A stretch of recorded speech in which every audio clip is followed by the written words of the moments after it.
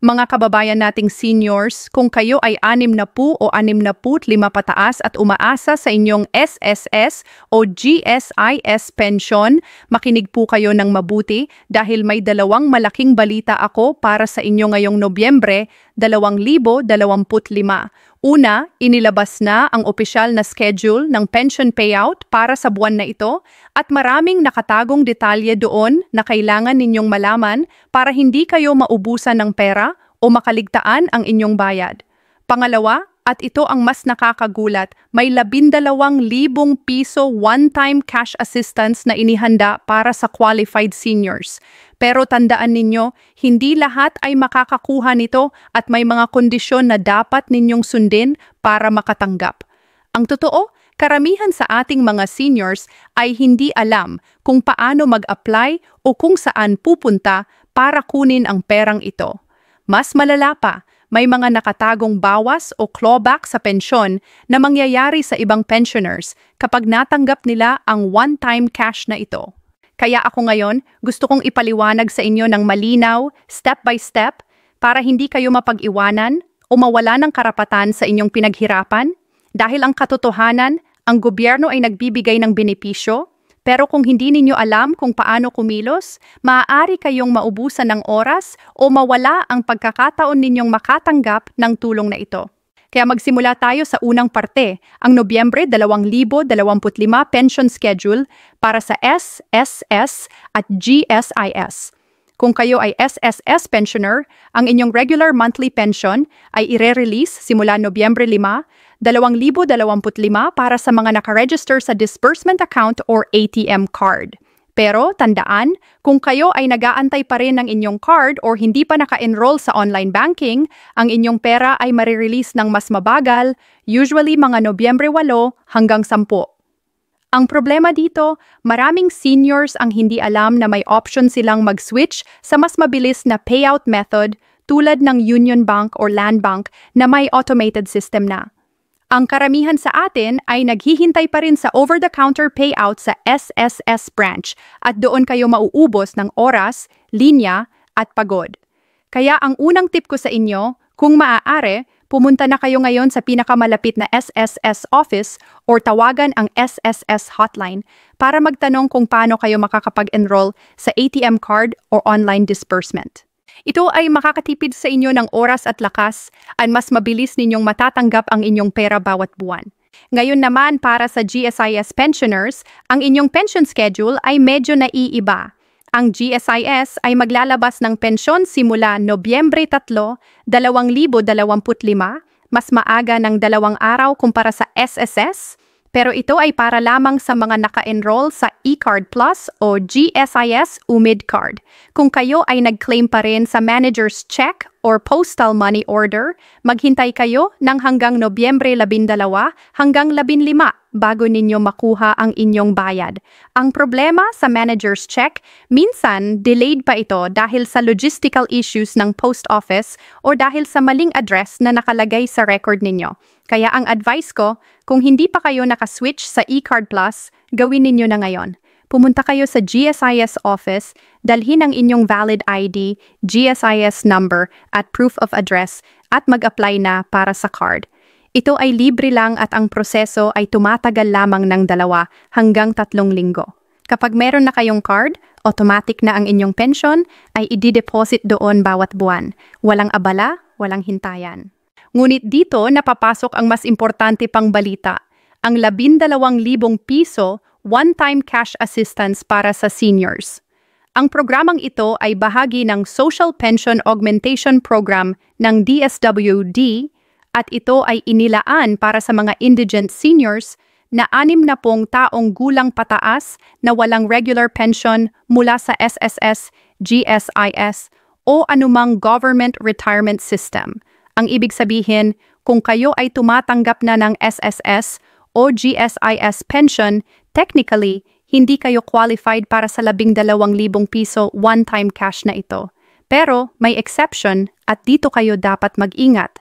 Kung ang inyong monthly pension ay mas mababa sa 3,000 piso, may posibilidad na kayo ay maging eligible pa rin, pero kailangan ninyong mag-apply personally sa DSWD office sa inyong barangay.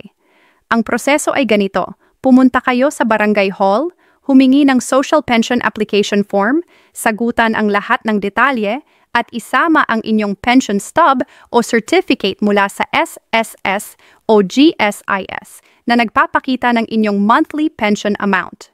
Ang DSWD ay magsasagawa ng validation at kung kayo ay mapapatunayang qualified, matatanggap ninyo ang 12,000 piso sa loob ng 3 hanggang 4 na linggo matapos ang approval. Pero nandyan ang problema na sinabi ko kanina, ang hidden clawback. Ano ang ibig sabihin nito? Kapag kayo ay nakatanggap ng 12,000 piso one-time cash at mayroon kayong regular SSS o GSIS pension, posible na ang DSWD ay mag-coordinate sa SSS o GSIS para i-adjust ang inyong future pension payments. Hindi ito agad-agad, pero sa mga susunod na buwan, maaring makita ninyo na ang inyong pension ay nabawasan ng mga 500 hanggang 1,000 piso kada buwan for a certain period hanggang sa mabayaran ang 12,000 piso na natanggap ninyo. Ito ay parte ng reconciliation process ng government para siguraduhing walang double dipping o pag-abuso ng sistema. Kaya ang tanong, sulit ba ito? Depende sa inyong sitwasyon. Kung kayo ay desperado sa pera ngayon at kailangan ninyo ang 12,000 piso para sa medical expenses, utang o emergency, sulit ito. Pero kung ang inyong pensyon ay sapat na at ayaw ninyong magkaroon ng bawas sa mga susunod na buwan, mas mabuti pang huwag na kayong mag-apply para sa one-time cash. Ngayon, pag-usapan naman natin ang mga nakatagong benepisyo na karamihan sa mga seniors ay hindi alam. Una, ang SSS ay may 13th month pension na ibinibigay bawat Nobyembre o Disyembre, depende sa schedule. Kung kayo ay tumatanggap ng 5,000 piso monthly pension, makakakuha kayo ng additional 5,000 piso sa Disyembre, walang karagdagang application needed.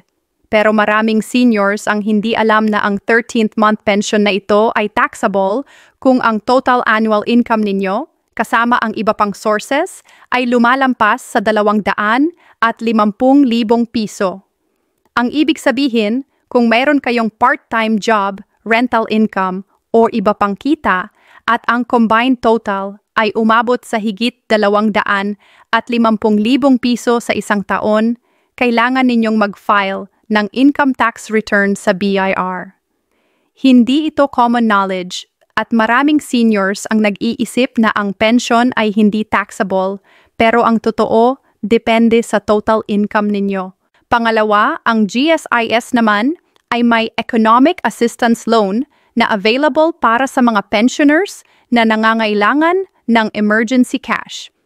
Ang loan amount ay umaabot hanggang 40,000 piso at ang interest rate ay napakababa, mga 6% per annum lamang. Ang bayad ay hinuhugot na lang sa inyong monthly pension, kaya walang hassle sa pagbabayad. Pero ang problema, karamihan sa mga GSIS pensioners ay hindi alam na may ganitong loan program at hindi nila alam kung paano mag-apply. Ang proseso ay simple lang. Pumunta kayo sa GSIS office, dalhin ang inyong valid ID, GSIS e-card at Certificate of Pension at mag-fill up ng loan application form. Ang approval ay tumatagal lamang ng 1 linggo at ang pera ay i-deposit na sa inyong e-card account. Pangatlo, may senior citizen discount na 20% sa halos lahat ng establishments, kasama na ang grocery, pharmacy, restaurants at transportation. Pero maraming seniors ang nahihiya o hindi alam kung paano gamitin ang discount card nila. Ang totoo, ang Senior Citizen ID ay hindi lamang para sa discount, pwede rin itong gamitin para sa priority lane sa mga bangko, government offices, at kahit sa airports. Kaya kung wala pa kayong Senior Citizen ID, pumunta na kayo sa Office of the Senior Citizens Affairs sa inyong City Hall. Dalhin ang birth certificate, valid ID, at 1x1 picture at mag-apply na. Ang proseso ay libre at tumatagal lamang ng ilang araw. Ngayon, pag-usapan natin ang mga tips para sa SSS at GSIS office visits. Dahil maraming seniors ang nagrereklamo na mahaba ang pila, mainit at nakakapagod. Ang unang tip, pumunta kayo ng maaga, mga alas 7:30 ng umaga, bago pa mag-open ang opisina ng alas 8 ng umaga. Sa ganitong oras, mas konti ang tao at mas mabilis ang proseso. Pangalawa, magdala ng kumpleto na mga dokumento para hindi kayo uuwing kulang at babalikan pa. Pangatlo, kung mayroon kayong kakilalang senior na pumunta na sa opisina, tanungin ninyo kung ano ang mga requirements at proseso para makapag-prepare kayo ng maayos. Pang-apat, kung posible, magdala ng kasama na tutulong sa inyo, lalo na kung mahaba ang pila o kung may kailangan kayong mag-fill up na mga forms. Ngayon naman, pag-usapan ang payout strategies para ma-maximize ang inyong retirement income. Una, kung meron kayong savings, huwag ninyong ilagay lahat sa isang bangko. I-divide ninyo ang inyong pera sa 2 o 3 bangko para may backup kayo kung may problema sa isa. Pangalawa, kung meron kayong monthly pension, mag-set up ng automatic savings plan kung saan ang isang bahagi ng inyong pension ay automatikong nalilipat sa savings account bawat buwan. Pangatlo, kung may mga gastos kayong hindi regular tulad ng medical check-up, insurance premium, or property tax, mag-set aside ng emergency fund na sapat para sa 6 na buwan ng expenses. Pang-apat, kung may mga utang kayo, bayaran ang mga may mataas na interest rate muna bago ang iba para makatipid kayo sa long run. Sa huli, ang mensahe ko sa inyo, mga kababayan kong seniors, ay ito. Huwag kayong matakot magtanong at humingi ng tulong. Ang mga benepisyo na ito ay karapatan ninyo at nararapat lamang na malaman ninyo kung paano kumuha ng bawat sentimo na inilaan para sa inyo. Ang 12,000 piso one-time cash ay malaking tulong, pero siguraduhing alam ninyo ang mga kondisyon at posibleng epekto sa inyong regular pension. Ang Nobyembre 2025 pension schedule ay nandyan na, kaya siguruhing alam ninyo kung kailan kayo makakakuha ng inyong pera at kung ano ang pinakamabilis na paraan para makuha ito. At higit sa lahat, alagaan ninyo ang inyong sarili dahil ang retirement ay hindi lamang tungkol sa pera, kundi tungkol din sa kalusugan, kapakanan at kapayapaan ng isip. Maraming salamat sa pakikinig at sana ay nakatulong ang mga impormasyon na ito. Hanggang sa muli, ingat po tayong lahat.